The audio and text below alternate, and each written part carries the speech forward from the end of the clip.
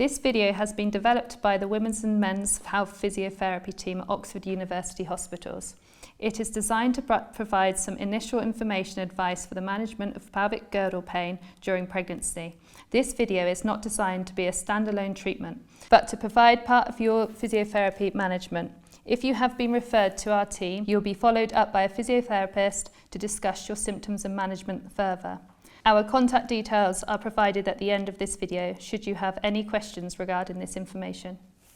Hi, my name's Natalie and I'm part of the Women's and Men's Physiotherapy team at Oxford University Hospitals. I'm going to go through some information and advice on the management of pelvic girdle pain. Firstly, let's think about what pelvic girdle pain is and how common it is. Pelvic girdle pain, or PGP, describes pain at the front or the back of the pelvis. You may experience pain at the front of the pelvis. This part is called the pubic symphysis. You may also experience pain in the groin and down the inner thigh muscles as well. You may also experience pain on the back of the pelvis. This could radiate from the sacroiliac joint here to the bottom of the pelvis, through to the buttocks and down to the bottom of the leg towards the knee. The development of PGP is thought to be due to postural changes, hormone influences and muscle imbalances during pregnancy. Around 1 in 5 women may experience symptoms of PGP during pregnancy. And now let's think about when you might experience symptoms of PGP and why you might experience these symptoms. Common symptoms of pelvic girdle pain include pain when sitting, walking, getting in and out of the bed, rolling in bed, standing on one leg, and difficulty going up and down the stairs. Risk factors for the development of pelvic girdle pain include pre-existing weakness around the pelvis and/or lower back, history of lower back or pelvic pain, trauma to the pelvis, hypermobility, increased weight during or at the end of pregnancy, pelvic girdle pain in a previous pregnancy. It can be worrying for women experience symptoms of PGP, particularly if their symptoms are more severe. It's therefore important to know that PGP can be improved and managed during pregnancy with appropriate advice and exercises.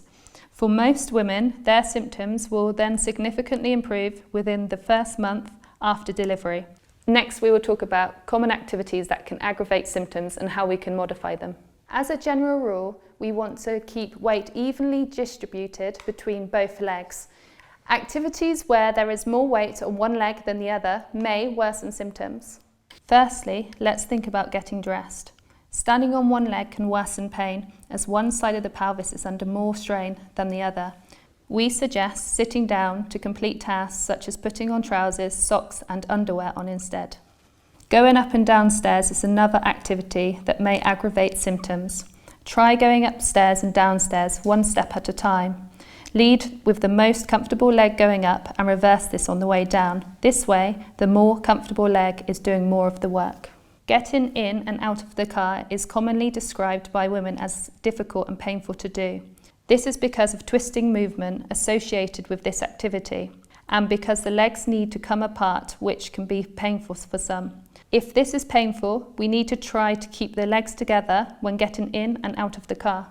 Beth is going to firstly demonstrate what we want to avoid, stepping the legs apart as you get into the car. Instead, try to keep the legs together and bring both legs around at once. Taking small steps around may help with this.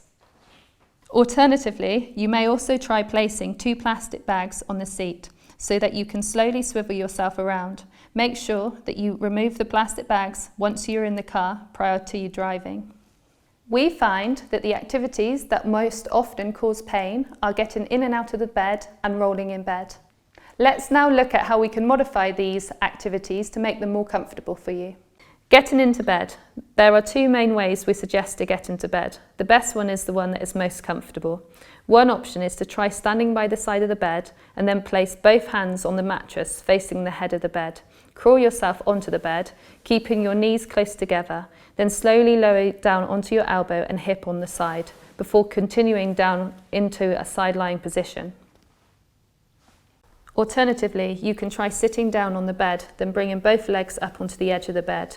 You can use your hands to assist if needed, then lower onto your elbow into side lying. To assist you getting out of bed, you can reverse either of these movements. Rolling in bed. For rolling in bed, again, there are 2 different techniques you could try. One option involves reaching your uppermost arm over to the direction you want to face, then bringing your knees over together, followed by your other arm. Gently push through your feet to help lift your bottom slightly as you do this. Alternatively, you can push yourself up from side lying onto your elbow to lift your upper body, then slowly move onto your hands and knees. From here, take your outside arm underneath to lower gently back onto the bed, lying on the opposite side. Let's now look at general activity levels which we may need to modify to help you with your symptoms. Walking can become harder, especially when associated with pain or towards the end of your pregnancy. Although we do want to maintain some level of gentle exercise such as walking, you may need to take shorter walks. Listening to your body and pacing yourself is important. Other tips include taking shorter, even steps at a slower pace, and allowing plenty of time to get to your destination so you can have a rest or sit down along the way if needed. Pacing your activity level to avoid overexerting yourself. Keep activity levels regular throughout the day and avoid overdoing it. This will help prevent spikes in activity, which can be associated with spikes in pain. Sitting and sleeping positions can affect your pain. Now let's look at more comfortable positions. Sitting. Often the type of seating can improve your comfort. A supportive chair where your feet can rest on the floor and your back is supported is often more comfortable than an unsupportive chair or soft seat like a sofa. Try moving your bottom to the back of the chair, placing a footrest under your feet and a pillow or rolled up towel behind your back.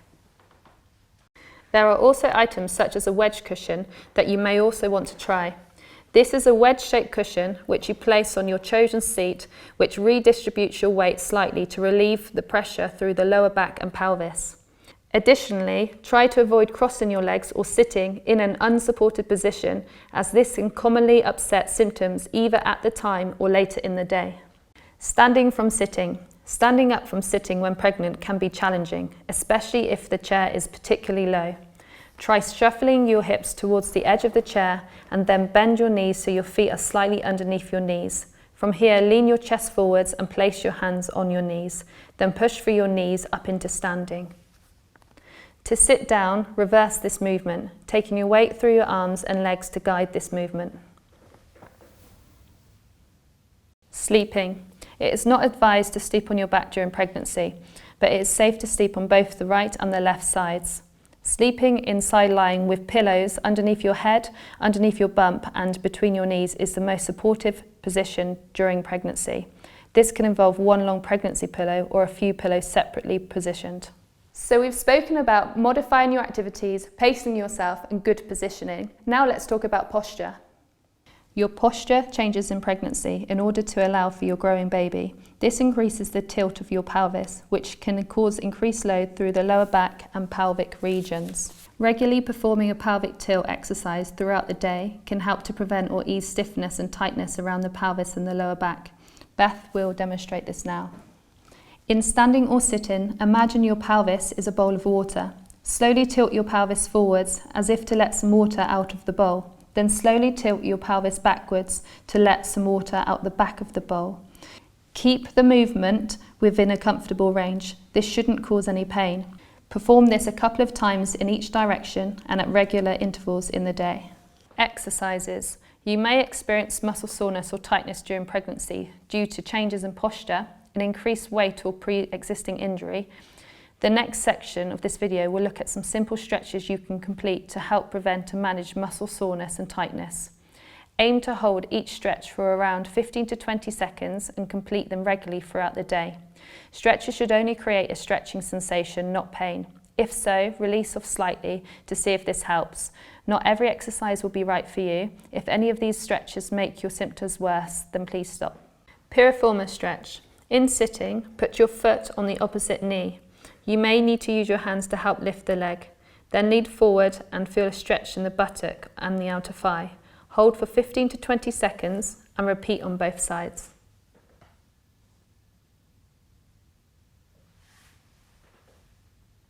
Hip flexor stretch. Stand with one leg in front of the other and both feet facing forwards. Use the back of the chair or table for support through the arms. Lift the heel of the back foot slightly, Then bend your front knee and lean forwards. Feel a stretch in the front of your hip and thigh.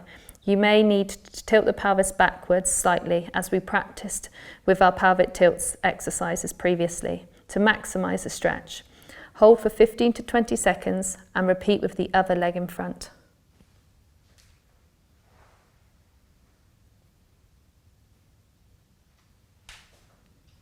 Hip adductor stretch. In standing, position your legs as far apart as you can comfortably. Slowly take your weight over to one side by bending your knee. You just should feel a stretch in the inner thigh. Hold for 15 to 20 seconds and repeat on the other side.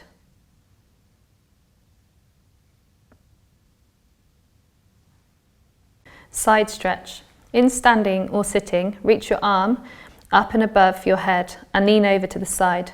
Feel the stretch down the side of your body that you are leaning away from. Hold for 15 to 20 seconds and repeat on the other side.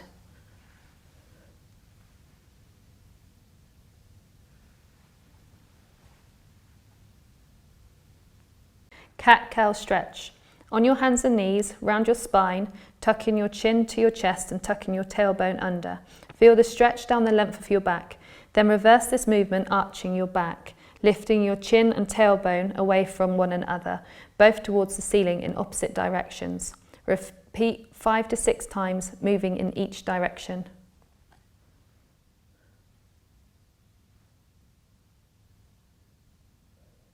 Gentle core strengthening is also beneficial during pregnancy and is safe to do unless you have been specifically advised not to by your healthcare provider. Hands and knees is a good position to exercise these muscles.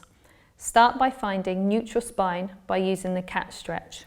Round up into an arch position and then reverse the other way and then come midway into neutral spine. Maintaining this position, let your tummy relax and sag. Take a breath in. As you breathe out, gently draw your low tummy towards your spine. You might like to imagine you're hugging your baby towards you. Try and hold this for 5 to 10 seconds, but keep breathing normally. Then relax and let go. Feel your tummy sag again and repeat 5 to 10 times. Before we finish, let's do a quick recap on key points that we have discussed today. The purpose of this video was to discuss the initial management advice for pelvic girdle pain, including activity modification, exercises and stretches. These techniques are essential as part of your treatment and can make a significant improvement in symptoms when consistently completed. So we really encourage you to explore and put into practice the information and advice we have discussed. The key points we discussed were: you may need to modify some movements to make them more comfortable, particularly activities like getting dressed, going up and down the stairs, getting in and out of the car, and in and out of bed. Pacing yourself is important. You may need to take shorter walks and adjust other daily activities. Good positioning and posture is important. Look at your sitting and sleeping positions and try some of the suggestions we have given.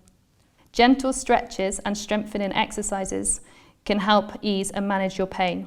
Try the exercises we have gone through in the video, but remember, they should not be painful, so leave out any if they cause discomfort. We have also listed another useful resource that you may wish to refer to. We'll be in contact with you with a follow-up appointment to review your progress. This will then help us plan your next stage of your treatment.